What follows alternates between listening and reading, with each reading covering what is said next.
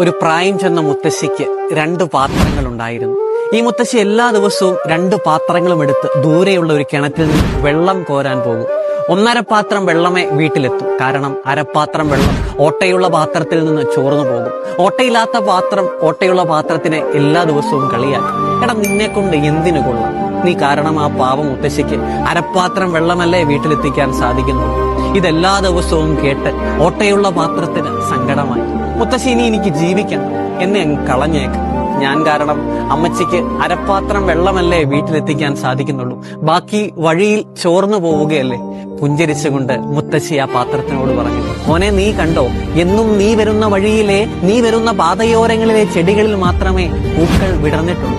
എന്നും നീ നനച്ച ചെടിയിലെ പൂക്കൾ കൊണ്ടാണ് എന്റെ പ്രാർത്ഥനാ മുറിയിലെ എന്റെ ദൈവത്തെ ഞാൻ ആരാധിക്കുന്നത്. നീ ഇല്ലായിരുന്നെങ്കിൽ എങ്ങനെ എന്റെ ദൈവത്തെ ഞാൻ ആരാധിക്കുമായിരുന്നു?